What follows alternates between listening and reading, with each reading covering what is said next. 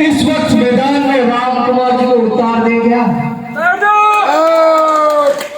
कहाँ चला गया वो जिला?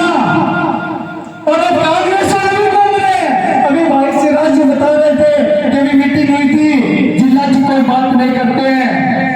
जवान, इस देश का किसान अपने अधिकार के लिए इन नेताओं के सामने भीख मांगनी पड़ेगी, ये नहीं सोचा था। सुजानगढ़ वासियों के द्वारा ना होना और लंबे समय तक संघर्ष को चला। धीरे धीरे टीम के ऊपर मुकदमा करवाया, एक नहीं 2 मुकदमे हो गए हमारे ऊपर। मैं उन राजनीतिक पार्टियों को आज बताना चाहता हूं कि 2 नहीं 200 मुकदमे कर लेना, हम डरने वाले और झुकने वाले। अभी तक 3 फरवरी से इसने घोषणा की कि जब तक सुजानगढ़ जिला नहीं बनेगा तब तक मैं अन्न ग्रहण नहीं करूंगा। ये देख लो कितनी बड़ी बात है।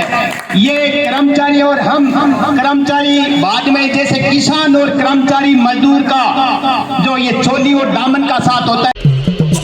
JDJ ज्वेलर्स क्षेत्र का पहला HUID डिजिटल हॉलमार्क वाला गोल्ड ज्वेलरी का सबसे विशाल शोरूम JDJ ज्वेलर्स, भामाशाह मार्ग, गांधी चौक, सुजानगढ़। नमस्कार दोस्तों, मैं नागेश कुमार कौशिक KDH राजस्थान में आपका स्वागत करता हूं। राजस्थान विधानसभा चुनावों के मुहाने पर पहुंच चुका है।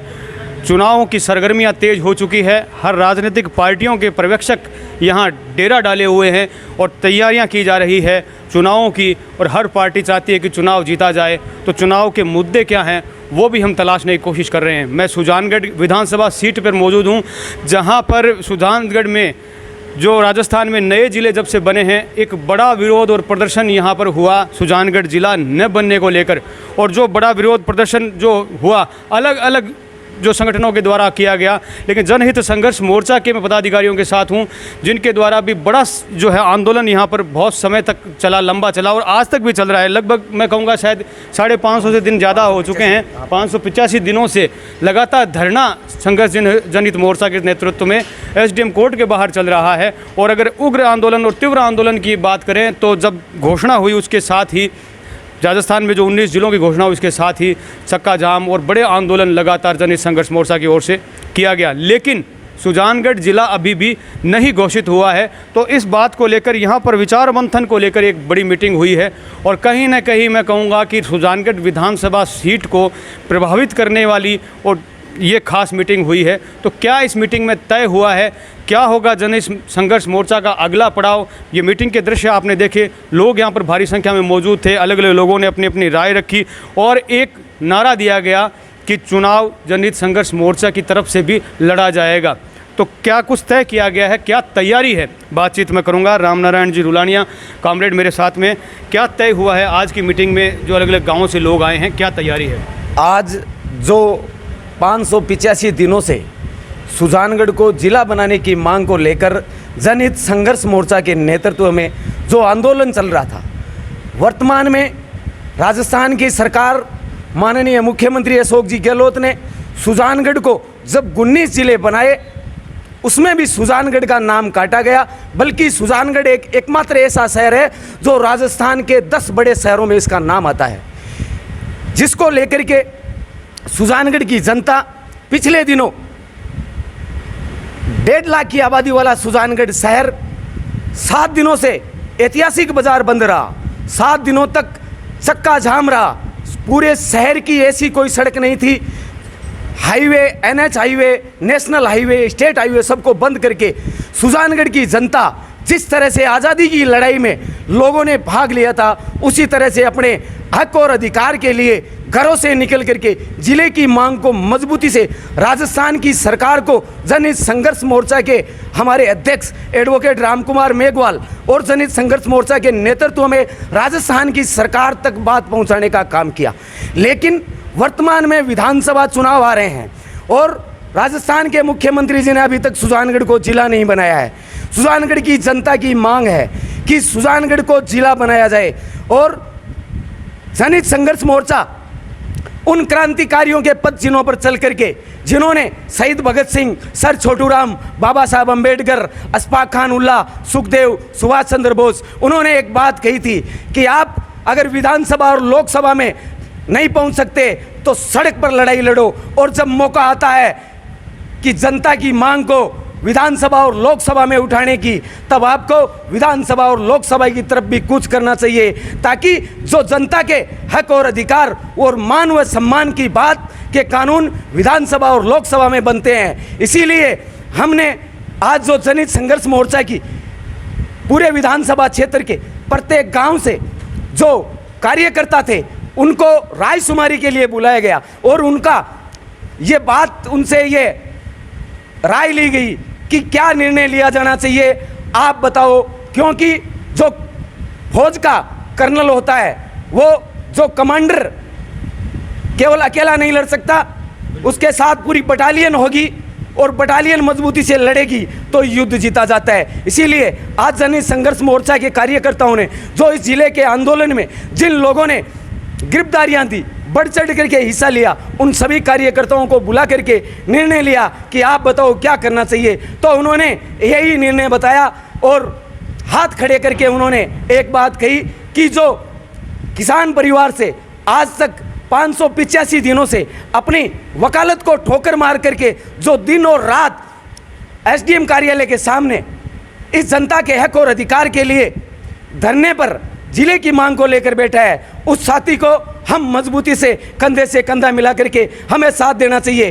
क्योंकि 1977 से कांग्रेस हो चाहे भाजपा हो, परिवारवाद वैसा का वैसा 1977 से चल रहा है। इसीलिए हमें कहने को कह रहे हैं कि ये लोकतंत्र है, लोकतंत्र नहीं, मेरी नज़र में आज भी वो राजाशाही और सामंतशाही वाला शासन चल रहा है, क्योंकि राजा का बेटा ही राजा बन रहा है। इसीलिए जनता ने ये निर्णय लिया, सभी कार्यकर्ताओं ने ये कहा कि आने वाले समय में एडवोकेट राम कुमार मेघवाल को विधानसभा चुनाव में प्रत्याशी बना करके जनहित संघर्ष मोर्चा के नेतृत्व में गांव-गांव और ढाणी-ढाणी तक पहुंच करके हमें इसको विधानसभा और लोक में भेजना चाहिए, ताकि जो अधूरे सपने इस जनता के वो राम कुमार मेघवाल वकील पूरा कर सके। इनकलाब जिंदाबाद।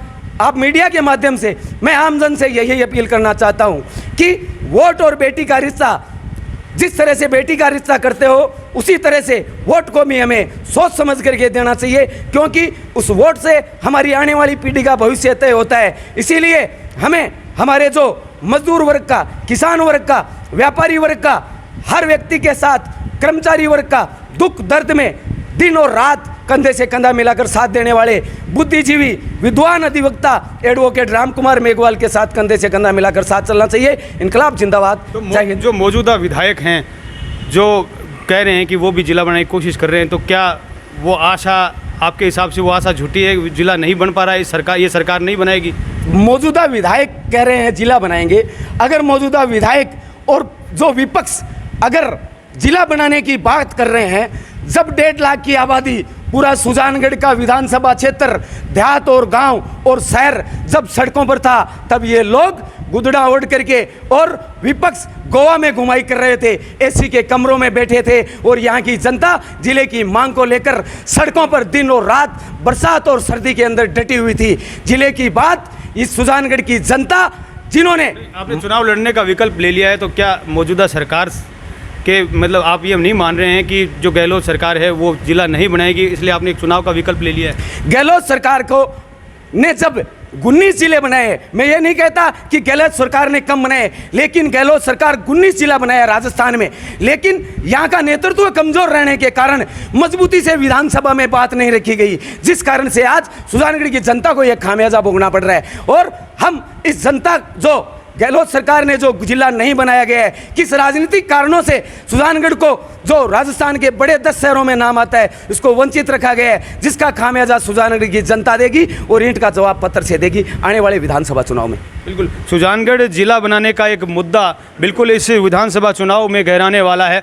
और अभी भी जो अन्य पार्टियों की जो भी मीटिंगें चल रही है, चाहे भाजपा की मीटिंग्स हैं और भाजपा की तरफ से भी जो बयान आ रहे हैं, उसमें भी ये बात आ रही है कि सुजानगढ़ जिला नहीं बनाना एक बहुत बड़ा मुद्दा जो है इस चुनाव में रहने वाला है। और भाजपा के जो पर्यवेक्षक यहाँ पर आए हैं, उनका भी ये कहना है कि वो अगर सत्ता में आए तो सुजानगढ़ को जिला बनाएंगे, यानी कि एक बहुत बड़ा मुद्दा इन चुनावों में ये रहेगा। तो क्या कहेंगे राम कुमार जी, आपका नाम जब लोगों के द्वारा आ रहा है कि आप चुनाव के विकल्प को लीजिए, तो चुनाव आप लड़ेंगे तो क्या किसी राजनीतिक पार्टी से लड़ेंगे, स्वतंत्र रूप से लड़ेंगे, किस तरह का आपका जो है आगे का जो चुनावी जो है आपका तैयारी है? देखो, आपने कहा कि भारतीय जनता पार्टी के पर्यवेक्षक ने अभी मुद्दा उठाया है कि हम जिला बनाएंगे। मैं आपको बताना देना चाहता हूँ कि ये झूठे हैं। इन्होंने सुजानगढ़ के साथ गद्दारी की है, अब से नहीं, ये 40 साल से गद्दारी करते आ रहे हैं। हमारी मांग 40 साल से चली आ रही है सुजानगढ़ जिला बनाने की। 17 मार्च को 19 जिलों की घोषणा हुई थी, उससे पहले भी 3 जिलों की और घोषणा हुई थी। 1992 के अंदर हनुमानगढ़ की घोषणा हुई थी, उसमें भारतीय जनता पार्टी की सरकार थी, हमारी जनता मांग कर रही थी उसी समय सुजानगढ़ जिला बनाने की, लेकिन भारतीय जनता पार्टी की सरकार ने जिला नहीं बनाया। उसके बाद में 1998 के अंदर प्रताप करौली जिला बना था, उसमें भी भारतीय जनता पार्टी की सरकार थी, भारतीय जनता पार्टी की सरकार ने नहीं बनाया। हमारी जिले की मांग लंबी चली आ रही है, उस कन्हैयालाल सेठिया जी से चली आ रही है, नरसाराम जी फुलवाड़िया जैसे विद्वानों ने इस मांग को उठाया, बुलंद किया है। उसके बाद में जनवरी 2008 को प्रतापगढ़ जिला बना था, उसमें भी हमारी मांग थी, उसमें भी भारतीय जनता पार्टी की सरकार थी, उसने नहीं बनाया। अब 19 जिले बने, अब कांग्रेस की सरकार है, नहीं बनाया। इसलिए ये जो वादे कर रहे हैं ये झूठे वादे हैं, ये झूठे लोग हैं, इनसे हम उम्मीद नहीं कर सकते कि सुजानगढ़ जिला, अब अगर सुजानगढ़ जिला बनता है तो इन राजनीतिक पार्टियों का और राजनेताओं का कोई रोल नहीं होगा, ये सुजानगढ़ जनता का रोल होगा, सुजानगढ़ जनता के दबाव में बनाया जाएगा। रही बात चुनाव लड़ने की, तो मैं तो एक कार्यकर्ता हूँ छोटा सा, सुजानगढ़ जिले की मांग को लेकर के 20 महीने से धरने पे बैठा हूँ, सारा कुछ छोड़ करके। अब ये जनहित संघर्ष मोर्चा और सुजानगढ़ की जनता जो निर्णय लेती है वो मुझे मंजूर हो। नहीं, उन्होंने जब निर्णय जिस तरह का आ रहा है कि चुनाव के रूप में, अभी रामनारायण जी ने भी कहा, लोग भी कह रहे थे कि चुनाव आपको लड़ना चाहिए। मैं ये जानना चाहता हूँ कि चुनाव क्या किसी एक पार्टी से लड़ेंगे या स्वतंत्र रूप से लड़ेंगे, चुनाव लड़ेंगे? देखो, आज ये निर्णय हुआ है कि हमें चुनाव लड़ना चाहिए, इसके बारे में किसी से टिकट की मांग करेंगे? अभी इसके बारे में 1-2 दिनों में बैठ करके मीटिंग करेंगे, हमें आगे क्या करना चाहिए। चुनाव बहुत बड़ी चीज़ होती है, चुनाव बहुत बड़ा मुद्दा होता है, चुनाव बहुत बड़ा, ये विधानसभा का चुनाव लड़ना कोई बच्चों का खेल तो है नहीं। इसके लिए हमारी जो टीम है वो शीघ्र ही 1-2 दिनों में मीटिंग करके ये तय करेगी कि हमें आगे चुनाव किस तरीके से लड़ना चाहिए। अभी लड़ने के लिए तय हुआ है, आगे लड़ेंगे कैसे ये 1-2 दिनों के अंदर हम तय करेंगे बैठ करके, उसके बाद में जो जनता तय करेगी उसी के हिसाब से जो जनहित संघर्ष मोर्चा आपका जो सबसे बड़ा जो मुद्दा होगा वो सुजानगढ़ जिला को लेकर के होगा? बिल्कुल, हमारा पहला मुद्दा सुजानगढ़ जिला है, दूसरा मुद्दा है सुजानगढ़ और बिदासर को नहर से जोड़ा जाए, तीसरा हमारा सबसे बड़ा मुद्दा जो राजस्थान की ज्वलंत समस्या है कि राजस्थान के अंदर जो बैल और बछड़ों की बिक्री पे जो प्रतिबंध लगा हुआ है वो हटाया जाए। और उसके साथ साथ हमारा मुद्दा है कि जो एमएसपी है, एमएसपी पे गारंटी कानून बनाया जाए। और जो ये बीमा क्लेम है, जो बीमा कंपनियां लूटती है किसानों को, वो बीमा क्लेम समय पे दिया जाए और सही टारगेट से दिया जाए, सैटेलाइट से नहीं, पटवारी और गिरदावट से क्रॉप कटिंग करवा करके दिया जाए। ये हमारे मुद्दे हैं। बिल्कुल, राजस्थान में चुनाव होने वाले हैं और विधानसभा चुनाव, सुजानगढ़ में विधानसभा चुनावों को लेकर के किस तरह की जो तैयारियां हैं, और ये देखिए किस तरह के जो समीकरण नए नए बन रहे हैं। आप देख सकते हैं कि यहाँ सुजानगढ़ ज़िला न बन पाने से और एक मुद्दा, ये बड़ा मुद्दा गहराता जा रहा है, और जिसके साथ ही एक नया विकल्प भी सुजानगढ़ में मैं कहूँगा कि चुनाव में आ रहा है। क्या कहेंगे पूनम सिंह जी? देखो, जनहित संघर्ष मोर्चा के द्वारा 585 दिनों से ये धरना चल रहा है सुजानगढ़ को जिला बनाने को लेकर के। जिला बनाने को लेकर के 585 दिनों से धरना होने के बाद में भी कांग्रेस सरकार ने, राजस्थान सरकार ने बिल्कुल सुजानगढ़ की तरफ ध्यान नहीं दिया है। और सुजानगढ़ के जनता और जनहित संघर्ष मोर्चा के अध्यक्ष एडवोकेट रामकुमार सिंह मेघवाल के नेतृत्व में हाईवे बंद किया और ये मानव श्रृंखला निकाली और जुलूस निकाले, यानी कई अनेक लगभग मैंने सारे प्रोग्राम मैंने कवर किए हैं और ज़ोरदार बड़ा आंदोलन मैं कहूँगा राजस्थान के ज़िलों के लिए होने वाले सबसे बड़े आंदोलनों में से एक सुजानगढ़ जिला के लिए आंदोलन हुआ। अब जो चुनाव के मुहाने पर जब सुजानगढ़ खड़ा है तो क्या चुनाव के रूप में एक विकल्प जनता को देगी जनहित संघर्ष मोर्चा? जनता है वो जनहित संघर्ष मोर्चा को ही अपना मत देगी, अपना वोट देगी। क्यों? क्योंकि कांग्रेस और बीजेपी दोनों पार्टियां हैं, वो अपने वादों से मुकर जाती है, वादे तो कर देती है लेकिन ये अपने वादे पर नहीं रहती है। तीसरी पार्टी और भी चुनाव, तीसरी पार्टी आरएलपी है। आरएलपी अब कह रही है कि अगर हमारा सरकार आती है या हमारे एमएलए बनते हैं तो हम वो सुजानगढ़ जिला बनाएंगे। कब इनकी सरकार आएगी, कब वो सुजानगढ़ को जिला बनाएंगे?